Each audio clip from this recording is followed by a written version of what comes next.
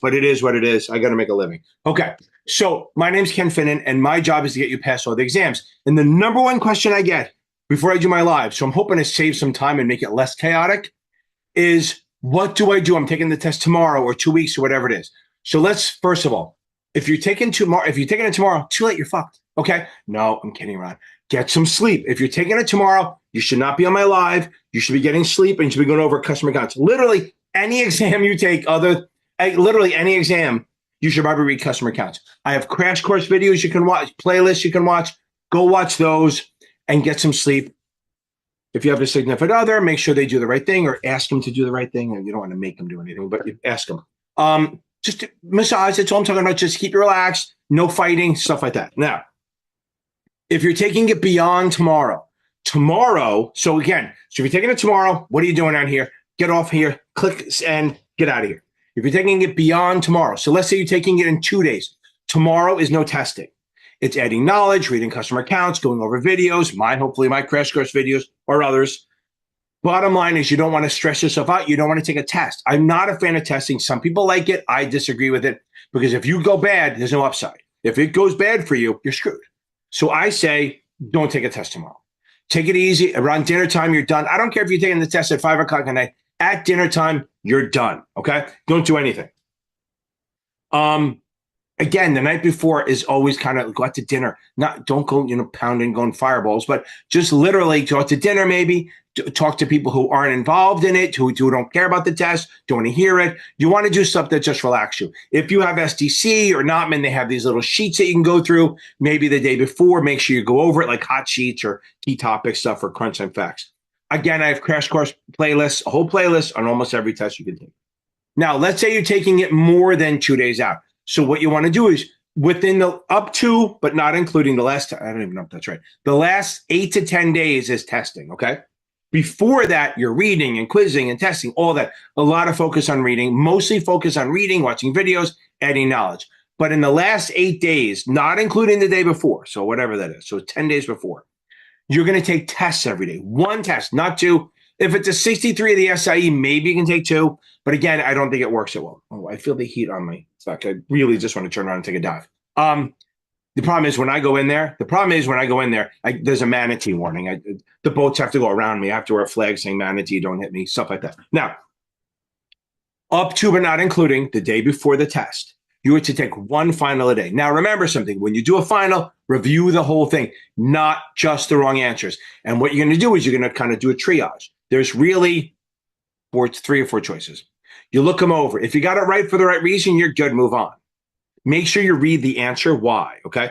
2, if you got it right for the wrong reason, mark that down. You have to review it because if you got it right because you guessed, that's just as bad as a wrong. Almost more dangerous, right? Because you think you got it. 2, if you got it wrong because you misread it, which happens with the Kaplan, Past Perfect, STC, even Achievable, all of them, you can misread it. If you get it wrong because you misread it, but you knew the concept, don't worry about it. The last one is you got it wrong because you didn't know your shit. That you have to review. So really, you're going to have 4 choices, mark them all, and then if you got it right for the right reason or wrong because you misread it, but you understand the concept, don't worry about it.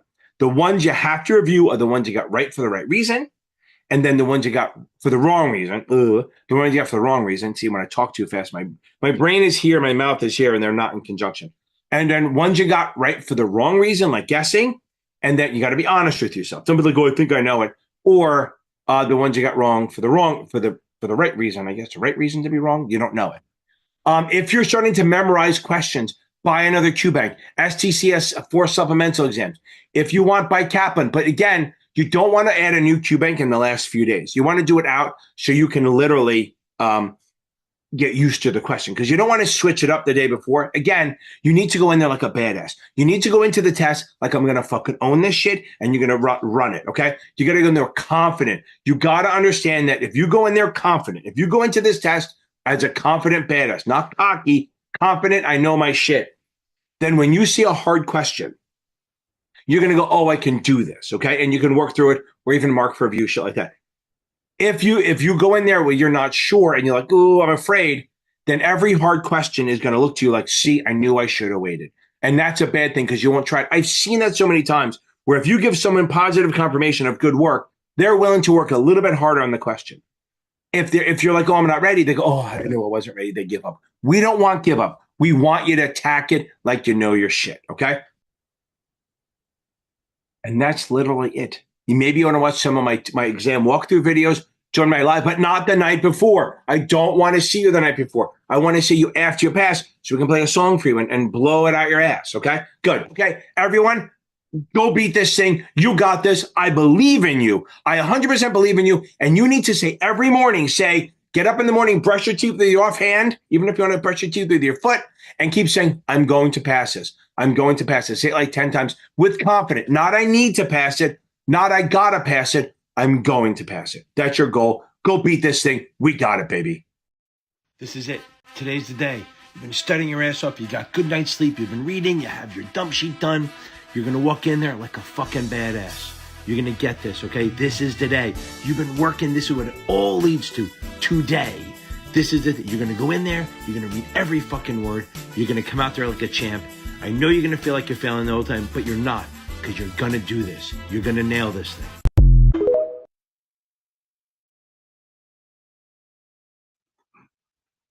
Welcome on, baby. Welcome, welcome, welcome, welcome. Happy Thursday. Okay. NASAA night, baby. It's going to say SIN 7 up there, but I'm just too fucking lazy to change it.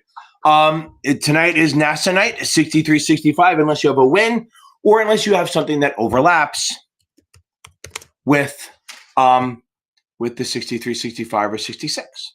Okay. Now let's get into it. Couple free things. Remember, you got free things. You got that Facebook thing scrolling right across the bottom. Do it this way, right? Scroll across the bottom. FINRA and NASAA Exam Test Prep Network. It is by far the largest Facebook group. It has 7,400 people in it. 7,400 people in that group, all helping each other out.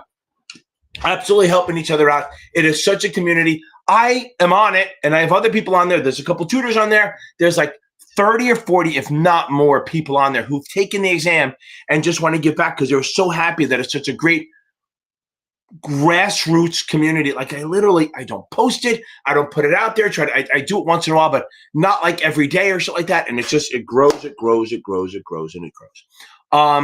Don't forget to check out, if you need tutoring, I'm here to help you. Series7exam.org, not .org, not .com, because I'm not paying for that. You can also check out Michael Weiss, who's about half my cost, series7examtutor.com. Okay. Don't forget, check out, there's another YouTuber out there called Brandon Reth over at Basic Wisdom. He has some good stuff. He's like nicer than me. He's better looking. He's all that shit. He's everything I'm not.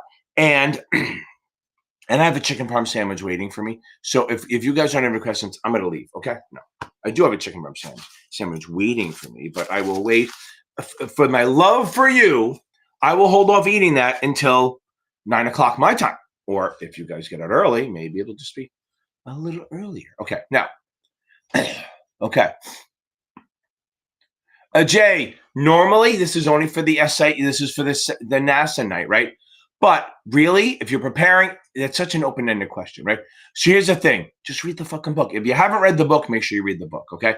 You got to make sure you read the book. There's no way around that, okay? You got to read the book. There's one. Make sure you get the customer. Make sure you have down what the registered rep can and cannot do. And make sure you also have down the different investment risks. Let's see, where are we? Boom, boom, boom. Okay. And the last thing I'm going to add in here is high level, my zip code, which is blah, blah, blah, blah, blah, blah. And we go from there. Okay. Now, so the SIE, just read the book. If you haven't done it, make sure you got the investment risks down and what the register rep can and cannot do. Okay. Okay. Okay. Ranya Hana. I like it. Ranya Hana. Okay. We're going to get this. Okay. We're going to rock through this. Okay. We are going to get through this shit together. Join the Facebook group. Here's what I tell everyone. So you got create pathological evidence, which is interesting. It sounds like a murder. Okay. Okay. So first of all, don't buy any more books. Great. You're good. Okay. Don't worry about any more books. Here's my deal. If you fail, you have to, if you fail twice, okay, you have to change up what you're doing. Okay, you have to change it up a little bit. So you have to change it to, okay, if I was using Kaplan, switch to SDC. If I was doing a lot of practice questions, maybe go back to reading for a couple weeks. Since you have 30 days, it is both a long time and a short time. Okay, 30 days. It's a 30-day problem in a 20-year career. I say that all the time. If you have time to study, go back and read the book. I tell that everyone, anytime you fail, go back and read the book. Then after you're done, don't take a lot of notes. Just do chapter quizzes. When you're passing those, anything under 70, reread or watch a video. Then when you're passing them, go on to the finals and then beat this thing. You got to change it up. If you did a lot of reading, maybe do more questions. If you did a lot of questions, do more reading. If you did a lot of reading and it's not resonating, either get Speechify to help you out or start watching videos. I have some great videos on all that shit. Okay. We're not going to let this beat you, right? We're not going to let you beat you, CPE. Yeah, don't buy any more books. Save your money. You probably have, if you have Achievable, Kaplan, SDC, or Past Perfect, and maybe Training Consultants, you're probably fine. Okay. Okay. Jay, hold on. I'll get you on that one second. Okay. Okay, that's a lot of fucking shit, Erica. Okay. Weird. I think my eyes are starting to go again. Uh-oh, I may need new glasses. Okay. We'll see. There we go. Yeah, I'm wearing glasses, not doing anything else. Okay, UTMA versus UGMA versus covered ESA versus 529. It's like fucking 4 different things, right? Okay, totally different things. UTMA and UGMA, you don't do for education, okay? You do it so somebody has money later. So UGMA, both of them, you can have one. Remember, UGMA and UTMA, one custodian, one child. Boom. It has to be an adult that's custodian. Now, the UTMA, you're limited to pretty much putting securities and cash in, and they can get the money. It's really 18, but I guess some states can make it 21 if they want to. That's UGMA, UGMA, okay, is you can only put cash and securities in. Scratch what I just said. UGMA is you can only put in cash and securities in. Now, some states allow you to take money out till 21, but it's really age and majority, whatever the state chooses. One custodian, one child. And remember, the child pays the taxes, okay? Remember, the minor pays the taxes. You earn it, you pay it. Fuck that kid, right? So don't think the adult, if they say who pays the taxes, the kid does, not the custodian. The custodian may write the check, but it is still the child who pays it. UTMA, it can go all the way up to 25, and you can put more things into it. That's the difference. That you can put other things like real estate, collectibles, shit like that. Where UGMA, you cannot do that. Now, switching over, if they say educational account, you have to think covered L or 529. Both of them do. And by the way, the UGMA and UTMA, it is taxable on the kid when they earn it. Covered L and 529. Covered L, they both, let's talk about what's same. Both go in after tax. Both grow tax deferred. And both, if you use it for what it's made for, education, it grows tax-free, which is wunderbar. Now, the second part of this is, covered L is run by the federal government, so it has a lot of stupid rules. Income limits. If you make too much money, you can't put it in. Contribution limits. You can't put in more than $2,000 per kid. At 18, it becomes the kids. They must use it by the time they're 30. If they don't, they pay taxable as a penalty. Now, they can, before 30, they can transfer it to another younger sibling. The only real advantage of a covered L over the 529 is that you can pick individual stocks. So if you really want the person to buy tech or really want the person to buy ESG, which I don't know why, that would be fine. 529 run by the state, so it's better. Again, same thing, goes in after tax, goes tax deferred, tax-free if you use it for education.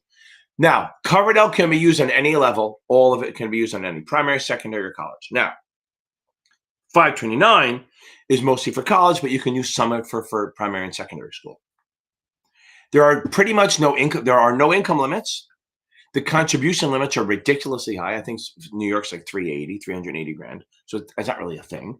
But you don't get to choose your security. Each state has a list of securities that you can choose, and a list of mutual funds or plans that you can choose, moderate, risky, whatever it is, and you choose it. You can't pick specific securities. Now, what you have to remember is that if you put them in a 529 in a different state that they live in, because it is a muni security, it's not a mutual fund, so it's not covered under the Act of 40, okay?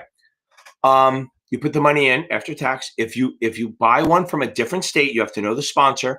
If you buy from a different state, then you might have to pay state taxes. Kind of like if you buy a muni in another state, you might have to pay state taxes. Hope that helps, Erica. That was a big rant. Okay, now, AJ, 4 weeks, 4 to 5 weeks, depending. If any of these tests, right, most other than the 63, really. If you're studying all day, you could do it in 3 to 4 weeks. If you're working and then studying around it, it's 4 to 5. That's the way the tests are. 65, 66, all of them. Okay. Okay. Let's see. Okay. Here we go. We got some good questions here. You got to wait. I am 7 minutes behind. So remember, if you ask a question, wait till I answer your question to throw a second one in there. That's kind of the rule I have. When I'm not busy, I don't give a shit. But when it starts building up, wait for me to answer your question. Then I'll get to it. You can go as long as we want, but just wait till I answer yours to add another one. Because I don't want somebody to not get their question answered because I'm checking off. Okay, now, not that I am. Okay, so now, rant. Okay, so let's talk about this. So an estate is when you die, so we leave that alone. So your estate is where your money is when you die. It's not an account, it's an estate. I mean, they put it in an escrow account, but it's when you die, that's where your money goes. If you have a tenants in common, your money goes to your estate, your heirs, your beneficiaries. But let's talk about trusts. There are 2 types of trusts. Simple, well, there's like lots of them, but let's start with the basic one. Simple or complex. Simple, you put the money in. What do we need for a trust? You need a grantor who puts the money, or a settlor puts the money in. You need a trustee to manage it. You need a beneficiary to benefit from it. Multiple ones if you want. And you need corpus, the stuff to put in it. We got with it.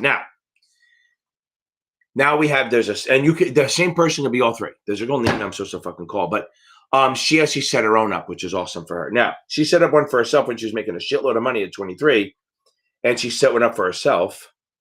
And this way, when she gets married, the little hubby can't touch it. Okay, now, she said she was a grantor, the trustee, and the beneficiary. It was called the Nina Trust. Now, back onto this.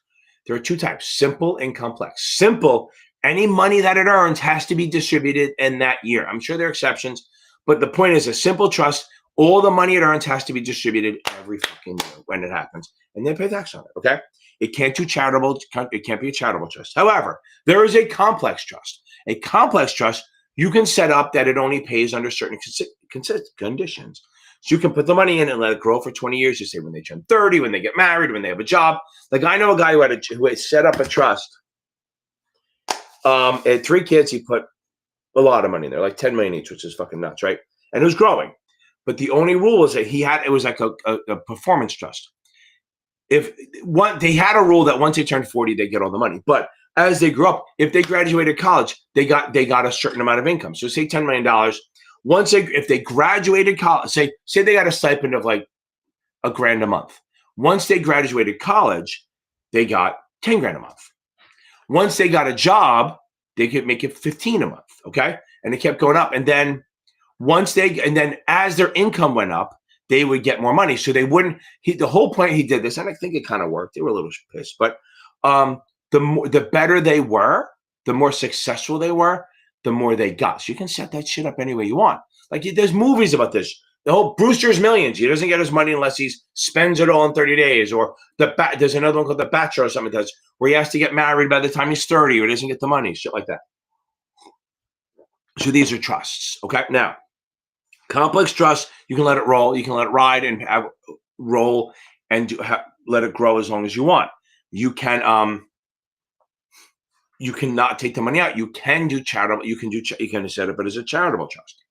Now, under that, they have revocable and irrevocable. So inter vivos is one that's created while you're dead, while you're alive, and then a testamentary is after you're dead. But in this world, we have revocable and non-revocable. Revocable means the grantor can take the money back. One of the tests has the trustee doing it, and I disagree. But the grantor can say, you know what, I want to change my mind. I want the money back. So when he dies, it's part of his estate or her estate. I shouldn't be that way. They pay taxes. That's revocable. Irrevocable means once it's in there, you can't touch it. Just like UTMA and UGMA and 529 and Coverdell, once the money's in, it's in. It can't come out. Put the money in. You put the money in on it grows. You're going to pay taxes on. Now. Here's the one good thing: you put in a revocable. It's not your fucking money anymore. It's like giving your money to Frank. Okay, Frank pays taxes on the growth now. So on the trust, you put the money in and it grows. You pay taxes on it, but the corporation, the trust, pays taxes like a corporation. Okay, and I think once it's over 10 grand, it hits the highest tax bracket. But it's fine. It's not really good for saving taxes. It's good to avoid estate taxes and probate and all that shit, but you're still paying taxes on that money. So revocable, they can take it back. Irrevocable, once it's in there, it's there and it doesn't come out. Now,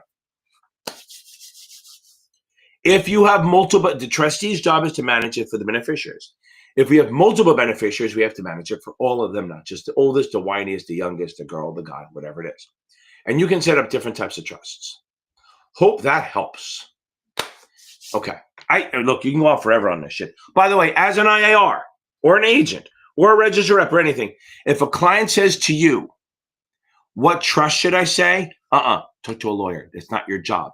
If they say, can you give me tax advice? No, unless you're a CPA and you're licensed to do it, right?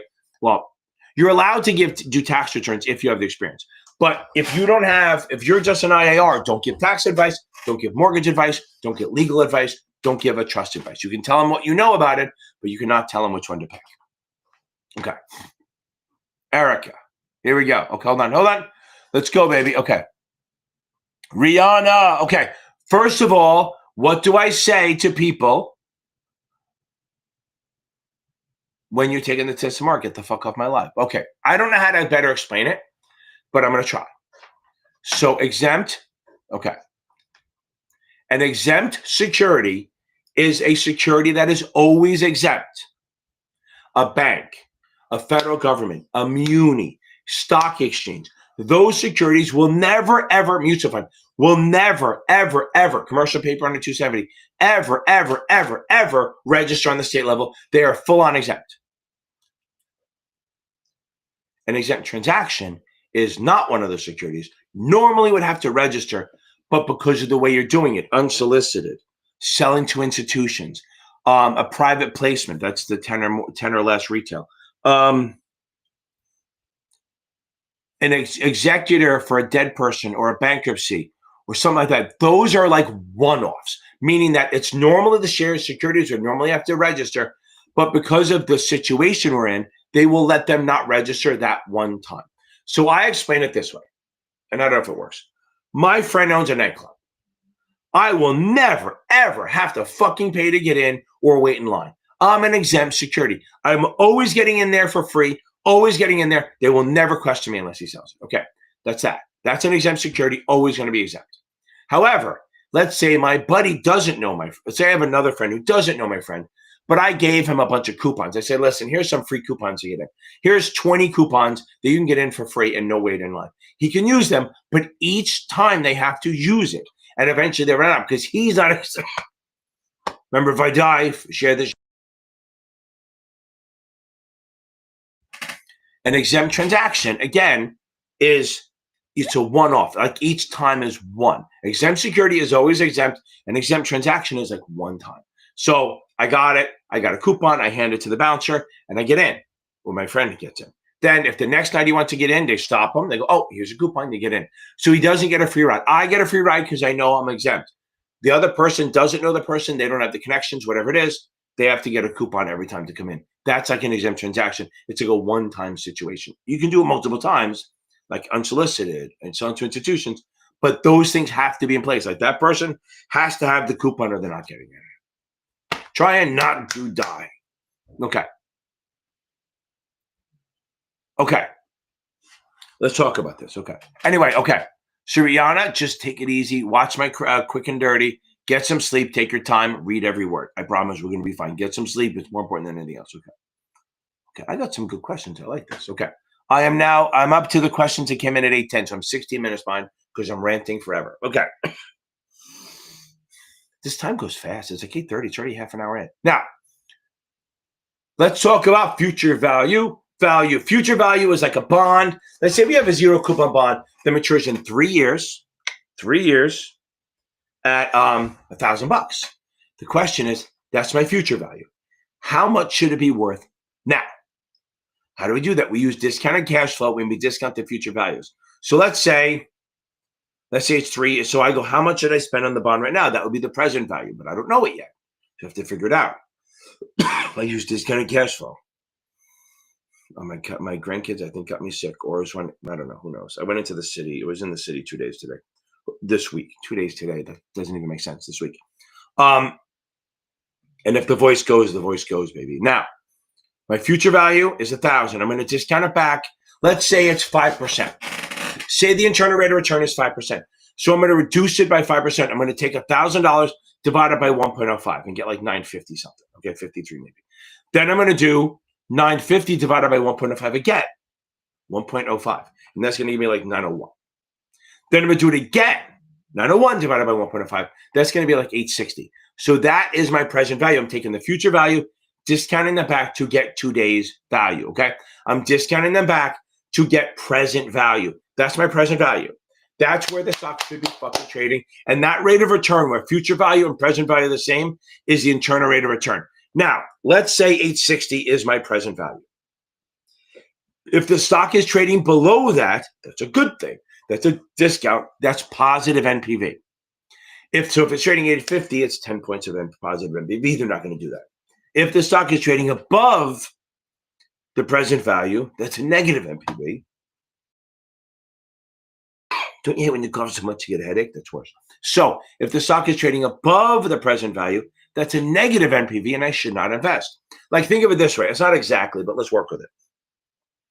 Elon Musk decides, and that's the thing. So he uses discounted cash flow, and it's the same thing as dividend discount model is for stocks. Dividend discount model and discounted cash flow are the same things. DCF is for bonds and projects. TDM is for stock. Elon looked at Twitter. He said, I'm going to pay $54.20 on it, literally because he wanted $4.20 for pot. And then they said, sure, we'll give it to you. They knew. And he overpaid. After he did it, got it, the financials, after he closed, what happened? He goes, wait a second. He did his DCF and said, oh my God, the stock should be $44, not $54. That's why he sued them all summer to get out of it, but he didn't. So he overpaid for it, that he had a negative NPV. Thank God he bought it because it helped a lot of things, but it is what it is. Okay, now, hope that helps, Erica. Okay. Okay. Hold on, and Marvin, I'll get to you. Okay, now comparing the difference. Okay. When we're looking at managers, say, Liz, I'm looking at you and me. We're managers.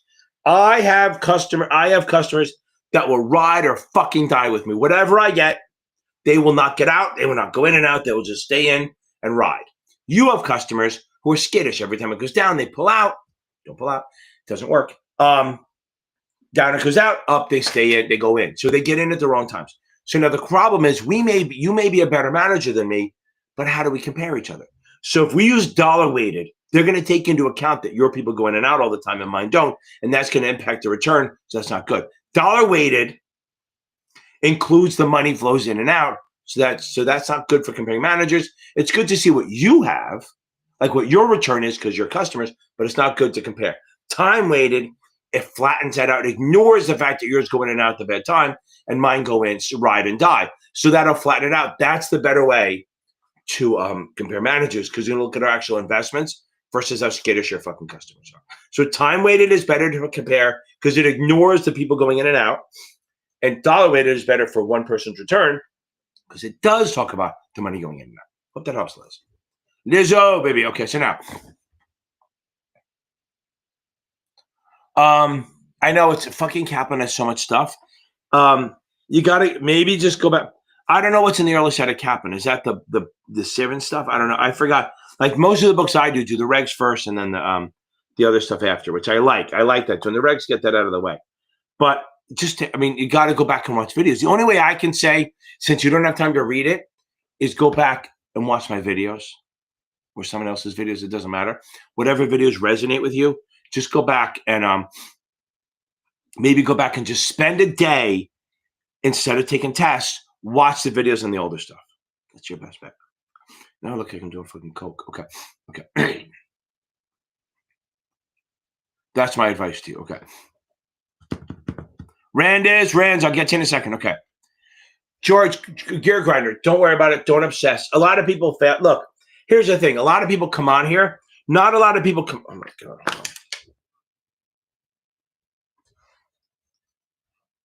Don't worry, I did that on purpose. Okay.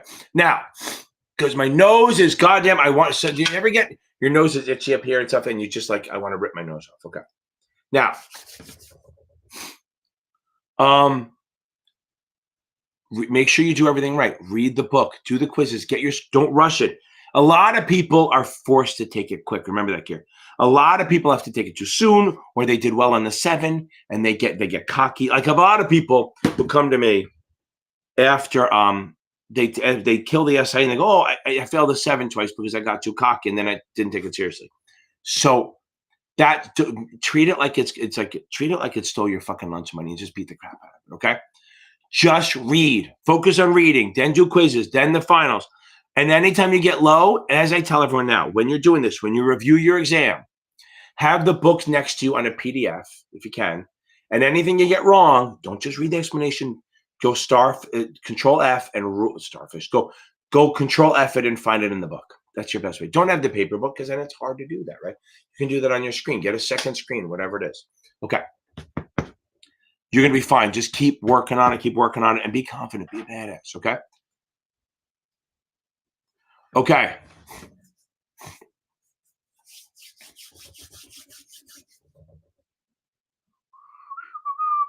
You are going to fucking pass this, okay? Bands, rands, and tans, right? That's every 7 stuff.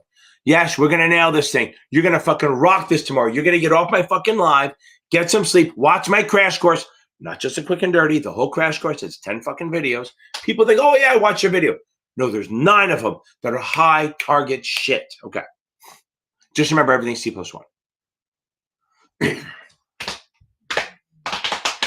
Marvin, what I just went over is what we have to do. Remember, so discounted cash flow is how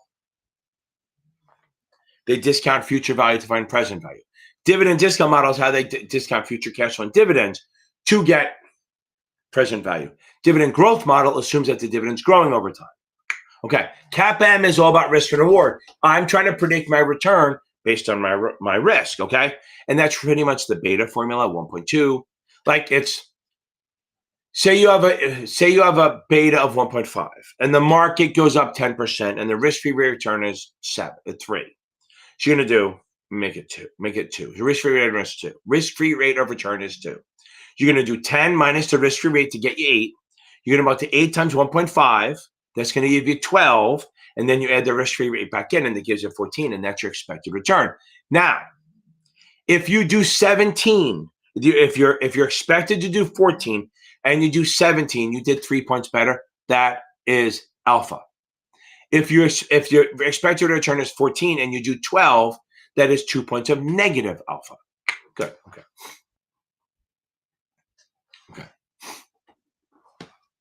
CT, I'll get there in 1 second, baby.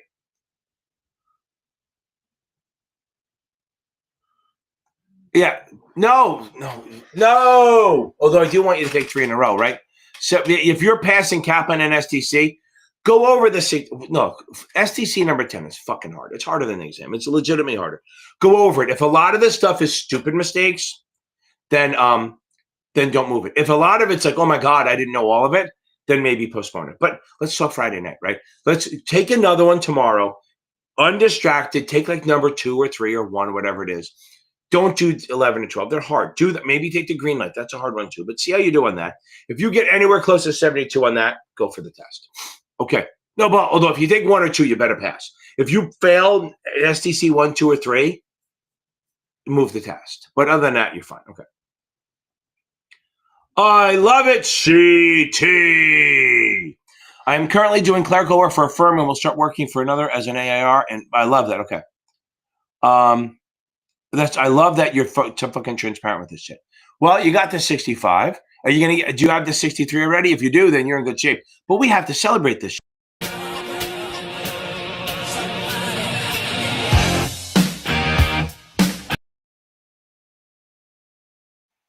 Boom, baby, CT. That is outstanding. Now, the question is, I don't know what I mean by start your registration. Do you mean for your 7? Let them fucking tell you. You can start studying, but until you start working, You can't take it anyway. They can't. Like, it'd be weird if you're at this firm. Wait a second. You're starting in an IAR. You're starting as an IA, right? Okay. Okay. And so if it's not a dual thing, you're done. What else do you have to do? I mean, if you're going to start May, just boom, just fucking enjoy your shit. Okay. Brandon, man, we're going to get this done, right, baby? We're going to get this done, Brandon. Fucking love it. Okay, Daniel, I tell everyone, I refuse to do fucking slobs over bliss anymore. I have a video on it. I've done it so many fucking times. All I do is fucking send the video to you. I had a class today, and they go, "Can you do it?" I said, "No fucking way am I doing it." I've done it so many fucking times. Not a, Dan, here it is. This is going to help you. Watch that video. Okay, let me get back to Dan. Okay. Oh, I might get out of here early. I'm almost caught up. Okay. Now, everyone, if you have more questions, okay. Andrew Denon, we're going to get this, baby. We're going to get it. Okay.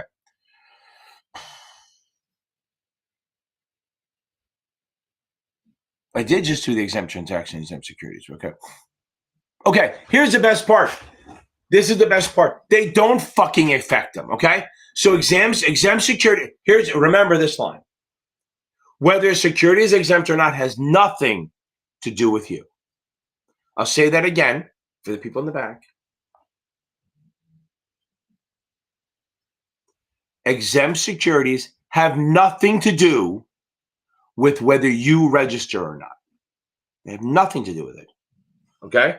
The only time they would, after I just said never, is if you are an agent of the issuer. If you're the agent of the issuer, where's fucking Tesla? Great. Okay. If you're the agent of the issuer,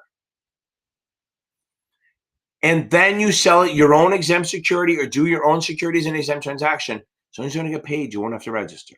Understand that.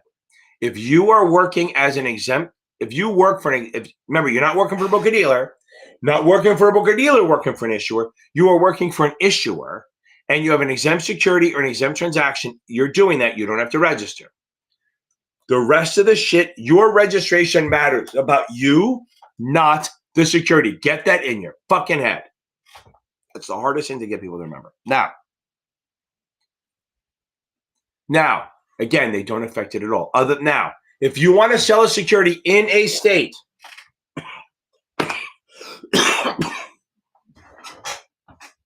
share it. I'm dead. Okay. If you want to sell a security in a state, it has to be one of three things. Well, really four, but three. You have to register it, which is qualification and coordination, or it's an exempt security, which we just talked about before, or it's an exempt transaction, which we talked about before. One of those three has to be a yes. Now, federal covered securities are considered exempt. So remember that. If I want to sell a security in the state, I have to, it has to be registered through qualification and coordination, or it's an exempt security, or it's an exempt transaction. But that has nothing to fucking do with me as an IAR or an agent or broker-dealer IA.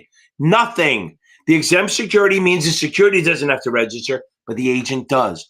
So if you have a brother working for New York City municipality and you work for UBS and you're both selling New York City bonds, you have to register. Your brother doesn't. Okay.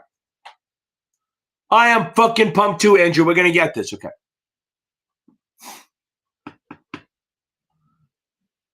Adjurant. I don't. You said that on the thing.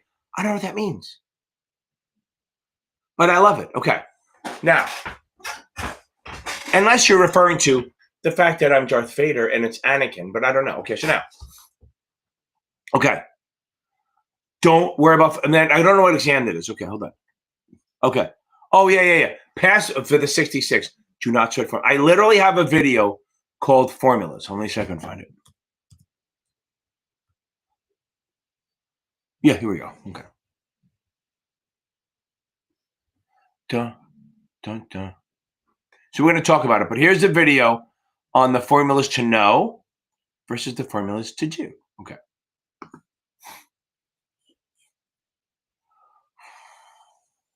Okay. Oh, that's fine. Okay. Okay. Danny, we'll get there. Okay, hold on. Hold on. My fucking internet go? Do you guys still see me?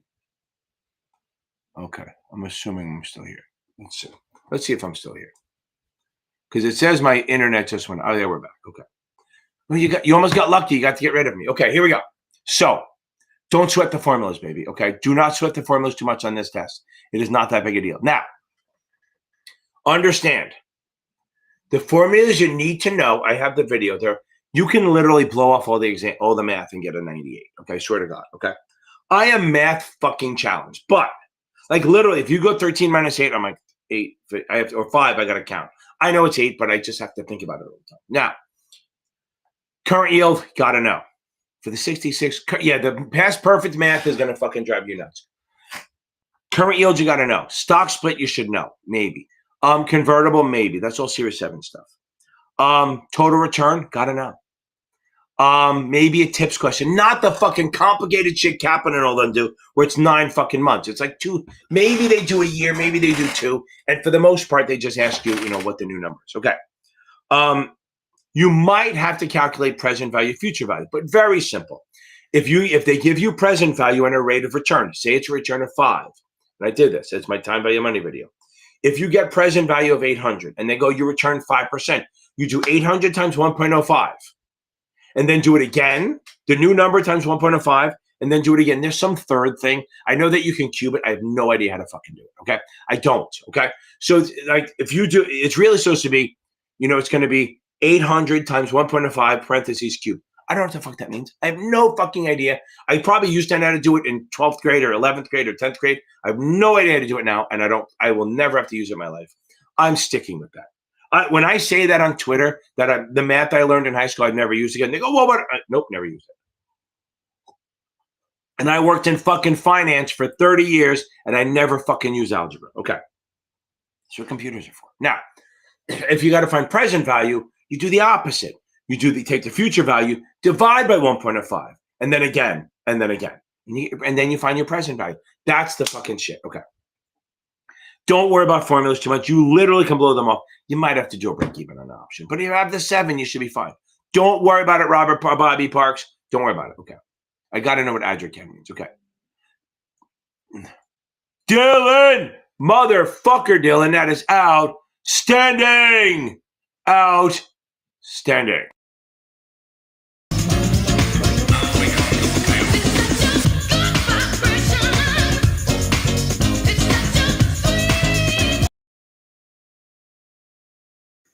Dylan, that is outstanding. Now what are you going to do? You're going to take a day off. Today off. You should enjoy it. Get drunk. You should be drunk right now. Then tomorrow, start reading the book. Read the fucking book. Read the fucking book. Read the fucking book. That's what you need to do. You need to read the fucking book. That's really what you need to do. There's no other thing. Read the book for 2 weeks. Do quizzes for a week or 2. And finals. Bang this shit out, Dylan. I know you're going to nail it. Okay, here we go.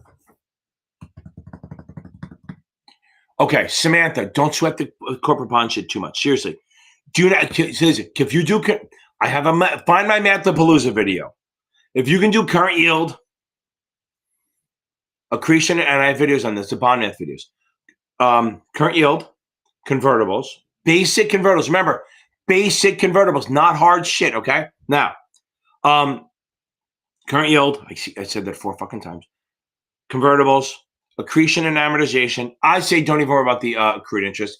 You may get it as more theory than anything else for the most part. Some people get it. I've been hearing no.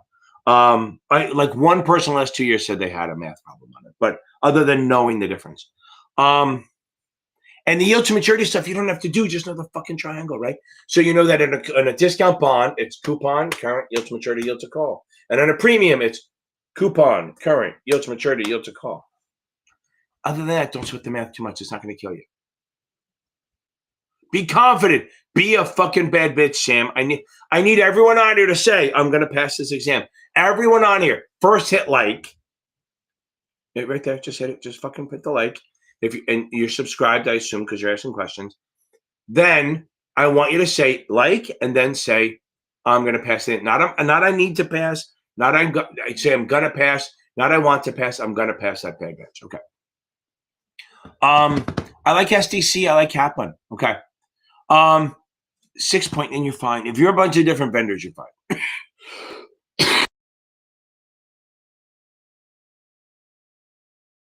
I'm fucking dying here, people. Okay. I like them all. Look, I like SDC achieve. I like if you can get achievable Kaplan and SDC questions and you're passing them, you're in good shit. Okay. Okay. I'm on my final attempt. Once I pass, I'll be interviewing with firms. Okay, I like it. Okay.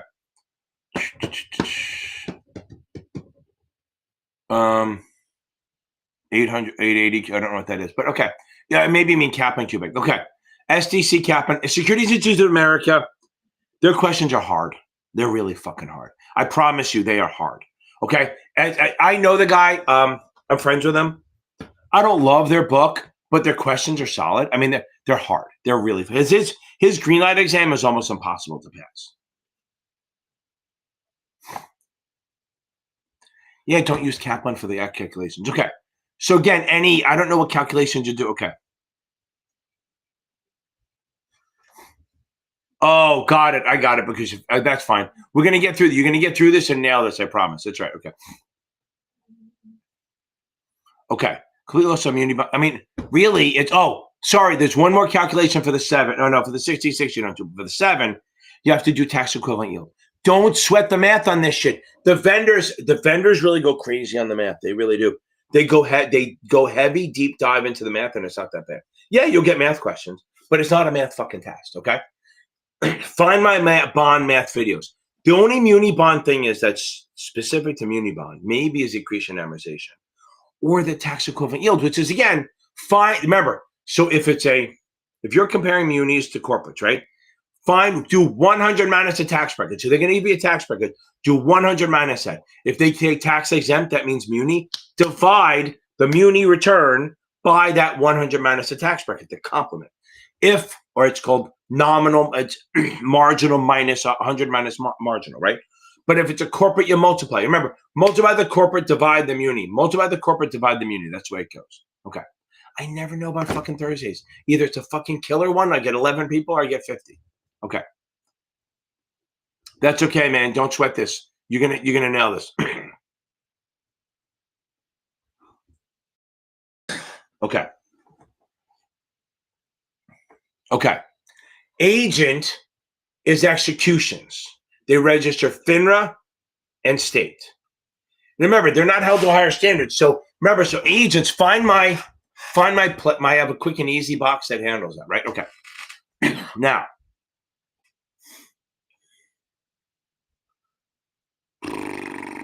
an agent works for broker-dealer. That's the left side. Find that box that I have, and that helps you. So remember, if an agent has even, okay. If an agent even has one, and on the broker-dealer side, even one client or an office, you have to register. Okay, now, jumping to the other side. On the IAR side, that's the 5 or less, right? So here's where it gets confusing.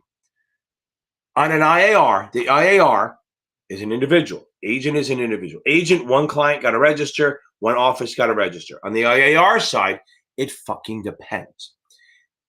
If I work for a state advisor, then if I either have 5 clients, more than 5, or an office, I have to register. If I work for a federal covered advisor, then it's only if I have a place of business or office, okay? I could have the entire freaking state of Oklahoma. I have the entire state of Oklahoma, okay? And if I don't have an office, I don't have to register. If I work for a federal covered advisor, every person in Oklahoma is a client of mine, but I don't have an office, which would be weird. I don't have to register, okay? Now, if I am working for a state advisor, I either have an office or more than 5 clients, I have to register. That's it. Okay. Marco, I will give you the video on it, but I'm not doing that stuff today because that's more for the SIE, right? You can jump on. That's Tuesday I can talk about, but find my videos. Hold on. You got to find my playlist. It'll fucking help. And you got to find that box, baby. There's a box, an options box that just answers for the SIE. Hold on.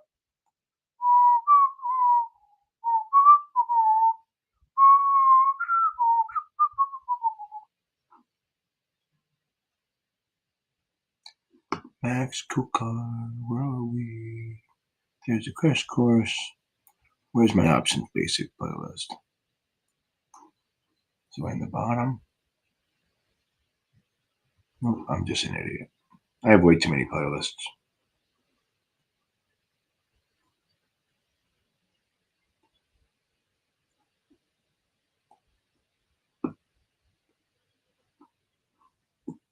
Why can't what? Oh, there it is. Options basics. Marco, take a look at this. See if it helps. There's a bunch of videos in there that'll solve a lot of problems. Make sure you watch the video where there's an options box, a matrix. That will save you most of the time. Okay. Robert? No, the other way around. Multiply the present value, divide the future value. Okay.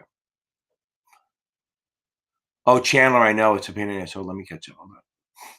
So Marco Rubio, just go check that video out and come back on Tuesday and we can go over some stuff. Right. Yeah, I know they get it. Okay.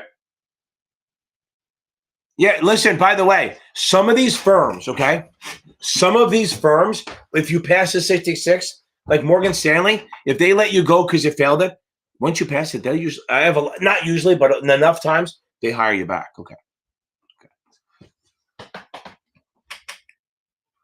Oh, Adrian. That's fucking, I get it. I get it now. That's pretty good. I like that. Because I show the rocket. That's pretty awesome. Okay. Samantha, I would take one more test, review the shit out of it, and then go focus on adding knowledge for the whole weekend. Do one more test tomorrow, then spend Monday, Saturday, and Sunday just reading and watching videos. Add as much time. You're good. You're actually, with the 68 on Kaplan, you're probably know enough to pass. Now let's just give you a cushion. That is fucking funny. Now I get it, Bobby Parks. I get it. I can do that. Okay. Alex, I know Kaplan is going to do that. Kaplan is a hard test. Aaron, I will get to you. Now, yeah, I know the 52. The only place I think Past Perfect does it. I think Past Perfect has it. I'm telling you right now, I don't know much about it. What I do is I tell people, carve out, what are you going to call out what do you call it? Some of the other books, right? So if you go to like Past Perfect or even SDC or Kaplan and just read the muni sections. By the way, I have a playlist on the MSRB, the G rules. It's on a higher playlist. It's not very popular because who the fuck cares? But it's a playlist. It's right at the end of my fucking playlist where it's like 8 or 9 videos where I just go through all the G rules. It'll help a lot. But just go through the content outline. Here's what I tell you to do. Go to the content outline and just read it and then look up the answers for each thing as you do online and see what happens. Okay. Futures versus, so they both the futures and forwards, they both do the same thing, right? Okay. So it's to help to stabilize prices in commodities, right? So if I'm a farmer and it's March, Jesus Christ, it's March, and I am worried about like the price of corn dropping. It's 50 cents a bushel. I'm worried about it dropping. So I'm going to sell a future. I'm going to literally, on the NFA, go to the exchanges and commodity exchange and sell a future where I'm actually selling the wheat now for delivery in May. Okay, when I harvest it, right? So the thing is that the futures trade on exchange. If I sell it, I'm locking in a price. I'm signing a contract to sell that future, that wheat at a certain price. That's a future. Now, the buyer of it is promising to buy it. And it's not like an option where the buyers are right and sellers an obligation. Both sides are obligated. So they futures trade on exchange. The buyer's worried the price will go up or thinks the price will go up. The seller is usually a producer, like a farmer, a miner, driller. They're worried the price is going to drop. So they sell the future to lock in a price. And you can get out of it. You can sell it. You can buy it back a minute later because they trade on an exchange because it doesn't matter. It's like an exchange. So Johnny buys it from you. So you have the obligation to sell wheat to Johnny in May. Now, at any point, Johnny can sell the future to someone else, and now you have to sell it to that person. I'm simplifying it. And then you can buy back to offset the future later, buy it back, and then that other person has to buy it from someone else. So the whole point is the futures are standardized, they're locked in, they're liquid, okay? They do the same thing as forwards. Forwards are none of that. But it's still, you sell a forward, you're promising to sell wheat commodity at a price, and you buy the forward, you're promising to buy wheat, whatever it is. but it's a contract between me and you and Erica, between me and you. The future is on an exchange, so it's me and you, and then it moves and it changes. The forward is a locked in, and if I want to get out of it, I have to get permission from the other side to get out of it, to offset it. Now, the reason forwards are somewhat popular, they're not liquid with some people, is because you can adjust it. So like if you do a wheat future, it's 5,000 bushels. It's a locked in contract and delivery is on a date, okay? Forwards, you're like, you know what? I want to do like 2,450 bushels. You can adjust the contract on the forward before you do it. You can say, hey, listen, Erica, I don't have 5,000 bushels. I only have 2,800. So let me sell a forward to you. I promise to sell you wheat at 50 cents a bushel for 2,800 bushels. And then, but if it's a future, I can't do less than $5,000. If it's like gold, it's 100. All the contracts have set sizes. So again, futures are liquid. They trade on exchange. They're standardized. Forwards, they're not liquid. They don't trade on exchange, and they're not standardized. Don't worry about it too much. It's not going to be that big on the test. I agree. Kaplan, Quebec will kick your ass. Just keep going and review the shit out of everything. Okay. Again, just with the 52, go look at my MSRB playlist. Go find, I think Past Perfect or Wiley does a book on it, and go from there. Okay. Just there's not much else I can tell you. There's not a lot of information on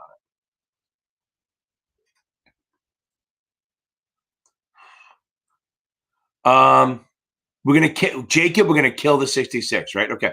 Now remember, present value you multiply. No, how about this way? To get present value, you divide. To get future value, you multiply. But present value you multiply to get to future value you divide. If that's what you meant, I apologize. But future value you divide to get to present value. And if you get present value, you multiply to get to future value. But if you're trying to find present value, yes, you divide from future value. If you're trying to find future value, yes, you multiply from present value. Good. Okay. Let's go, baby. We're going to get through this, Joey. Boom. I'm going to pass, Samantha. Boom. Krista, we got this. Doesn't it feel good to fucking say this? It feels good to say it. You need to visualize this shit. You're going to pass this thing. Okay. And remember, as my video, I just put out a video a couple hours ago. Don't think of this as a chore. Think of this. Don't think of I have to study. I get to study. Remember that. Think of this as a privilege that a lot of people don't have.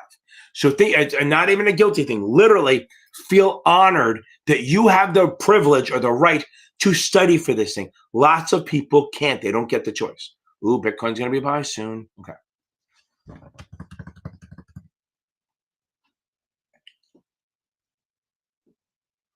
Okay. Please, Phil Wizard, I'll be there in 1 second. Okay, hold on.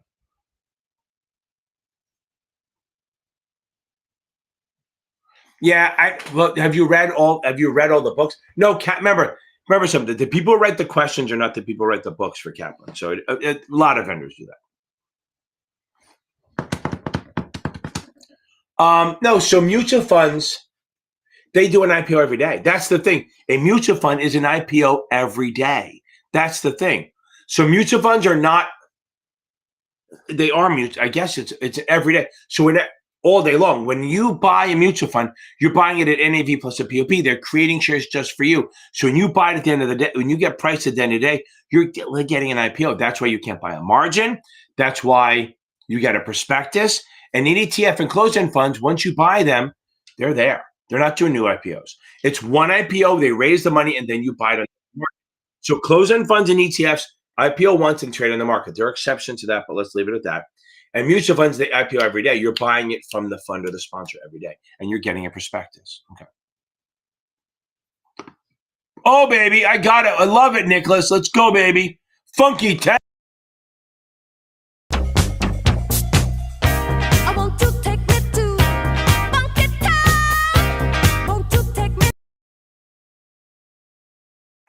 Nikolovich. Beat that thing, baby. I fucking love it. You beat that. Play that funky music, white boy. I fucking love it. That's awesome. 2 different songs. Play that funky music, white boy, and Funky Town are 2 different songs, but I like them both. Okay. Fully licensed. How great is it? Okay. How great is it? Okay. Chandler, what was your question? Oh, yeah. Yeah, does Notman has one? Okay, that's fair. But check out the MSRB and then check out Past Perfect. I think they have one.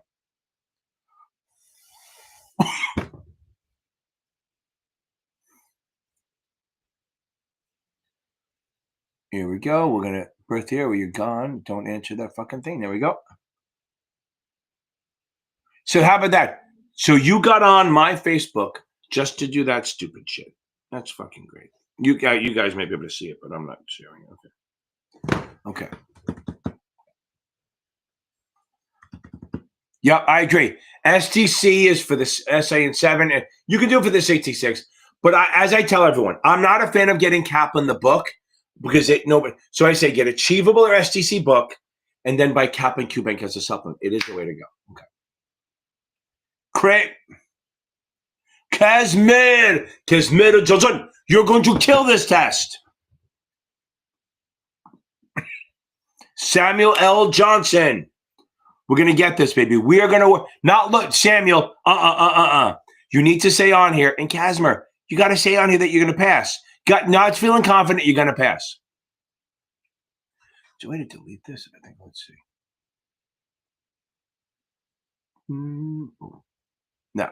Okay. Working on my take 2. So Samuel L. Johnson, I need you to tell me you're going to pass. Kazmir, I need you to tell me you're going to pass. Are you fucking kidding me? Okay. Let's see if it comes back.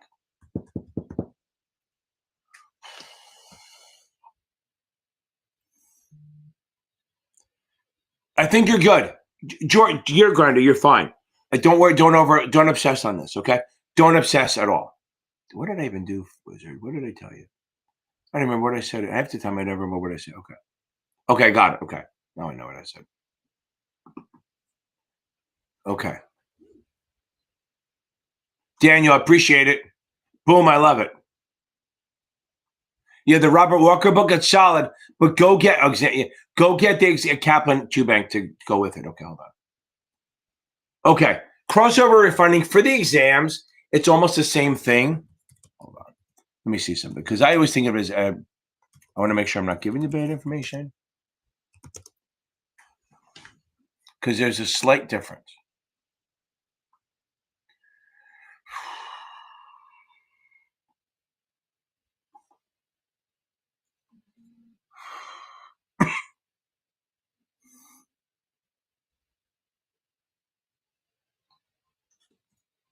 But I want you to think of this one, okay? Okay, so here we go. So now think of it this way. Pre-refunding is you issue a bond, put it in escrow, and then later you call back the bond. Crossover refunding is you issue a bond, you buy treasuries, and you use that money to pay the interest on the old bond.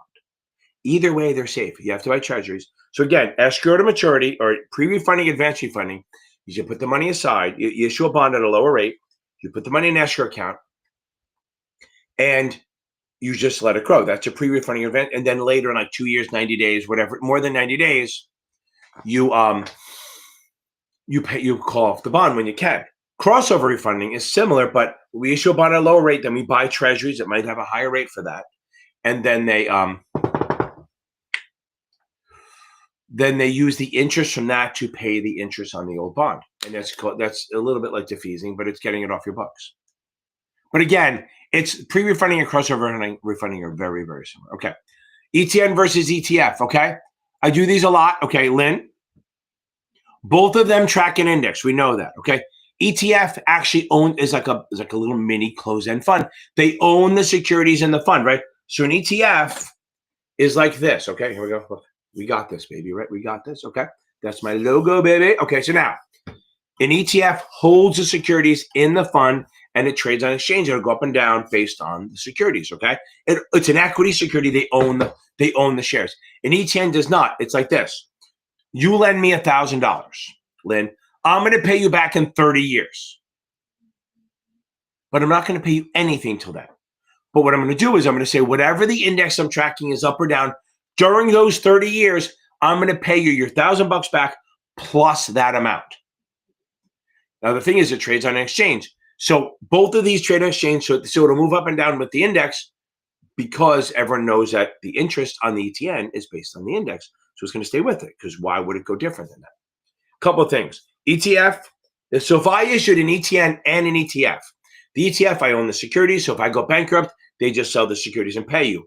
An ETN, it's a senior, remember, it's senior unsecured debt. It's debt, it's debt, it's debt, it's debt. What's the big risk of debt? Credit risk. So if I have an ETN and I issue that based on the S&P 500, it's going to go up and down with that. But if I go bankrupt, you're out of fucking luck. You have a general creditor and you might get money, but you have default risk. So an ETF, there's no default risk. I go bankrupt, they sell the securities I own, hopefully. If it's ETN, you're just, I don't own any securities. I'm just basing the index on that. And if I default, you're out of money. So remember, ETF is good for a lot of people. ETN should be sophisticated people because it has credit risk. Big thing, it's unsecured senior debt. Okay. I will pass them. Okay. Okay. Don't worry about if you're halfway through. Remember, I just linked one of the videos, Daniel. Go do that. It's going to help you. Okay. The blood pressure medicine. That's funny. Okay. Okay. Boom. You're going to get this, Daniel. I know you will. Find my options basics playlist. For the SIE, the options are not fucking hard. Just find my matrix thing. Okay. Okay. I have low blood pressure. You don't sound it, but I do. I've always had low blood pressure. Even as fat as I am, it's still on the low end. I mean, it's low. It's a lot lower than it should be for a fat piece of shit. Okay. Mid-70s, Chris. If you're in the mid-70s, you're gonna be fine. Okay. If you're in the mid-70s consistently, you're fine. If you can get 80s, boom. Okay. I don't know what that means. You got it. Exemptions. I just did it, right? So find my can I sell a security video. So if I got to kill this thing soon because I got to fucking eat. Okay. Now, I just did a whole thing on exempt securities and transactions. I don't know if you, okay. I don't know if you watch any of that. Exempt securities do not ever have to register at the state level. Exempt transactions normally do, but the way you do, because if it's unsolicited or sold to an institution, you don't have to.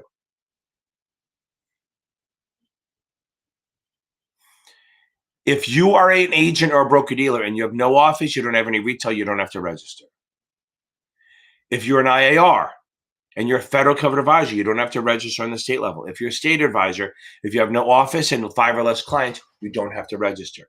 So find if you go to my 63 playlist, literally the first 3 videos, other than the quick and dirty, talk about exemptions. There's one about where I have a matrix. I talk about what is exempt or not. Don't overthink this shit. Remember, and then the second one is, can I sell security? Remember something, the vendors are fucking assholes. They do this, and that's why I get it wrong sometimes. They go, Johnny has 4 clients in A, 9 clients in B, 3 institutions in C, and one of his clients is driving through Alaska on his way to fucking Russia. Where does he register? I don't fucking know. I have no fucking idea.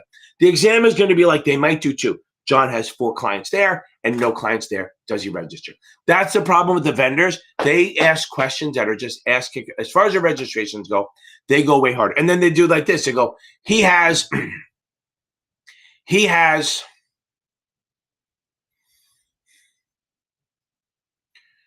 3 clients here. He has 1 driving through here. It's just fucking nuts. You can't track it. The vendor, the actual exam is much easier. I promise you that.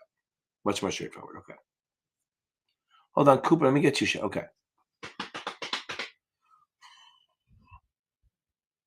Damn, Shannon, I fucking love that. Okay. You know what? Even though you passed and I didn't know about that before, we are happy for you. We're very happy.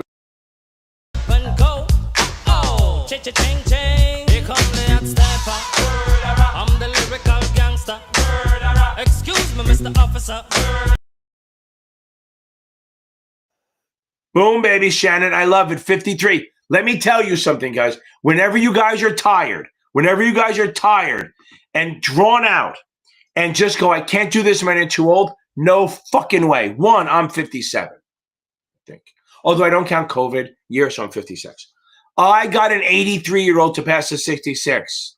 Remember that. I got an 83-year-old woman to pass the 66. She was a badass bitch. was about 5 years ago. She might not be around anymore. But at the time, she was, and her husband was a practicing doctor, was 7 years older. So age is just a fucking number, people. Okay? Age is just a fucking number. So 53, that is outstanding, but get the fuck on it, people. We got this. I don't care how old you are. The fact that if you're less, the only excuse you have is you have a 9 in front of your age, then I'll feel bad for you. Okay. Marty, we're going to get this, baby, right? Find those fucking videos. We're going to get there. Yeah, you know who hates my energy? I love my energy too. You think I like do drugs or something, but I don't. I don't even have caffeine anymore. This is just high in fucking life. Okay, now, when my daughter wants to, my daughter wants to talk to me after the show, and she goes, okay, after you talk, you have to give him half an hour to fucking ratchet down. Like after this thing, I'm so hyped. Like when I play that music, I'm fucking dancing behind it. It's fucking crazy. At some point I get a second camera to do it, but it's just fucking who cares? Got this, baby. Everyone, I love this. It's again my 2 favorite nights of the week: Tuesday nights and Thursday nights. My family know not to fuck with Tuesday and Thursday nights. I made sure my reunion is not on a Tuesday or Thursday night this year. That's the Florida's reunion, so it's pretty good. Okay, now, yeah, just go. Hold on, I'm gonna fucking find them for you. Hold on.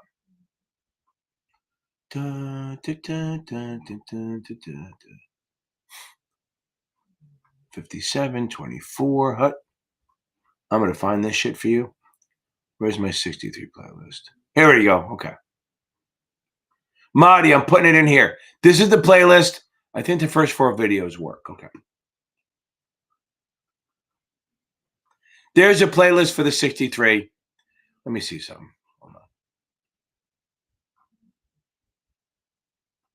Yeah, there's 24 videos in there. I think. Yeah, the first 5 videos. Oh, let me move that up. Oh, I can't do it. The first 5 videos are super important. And they're all good. They're all good. I'm biased. So I'm so biased, I'm fucking based. Okay, now, everyone, I love this shit. I gotta go fucking eat. I'm just fucking starving. I'm trying not to eat late at night, but nothing I can do because I was busy teaching since 9 a.m. Tomorrow, and I got 1 student because I'm going to see my son's game. And I will see you all, guys, in 1 week. And anyone taking a test, you are going to pass it because I am.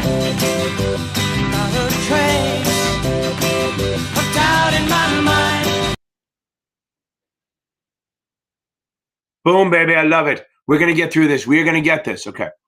The link. Marty, I just fucking put the link in the chat. I just put the link in the chat. You don't see it? You're probably on your phone. Go look in there, find the chat. If not, go to my playlist, go to my videos, hit the playlist button, and go from there.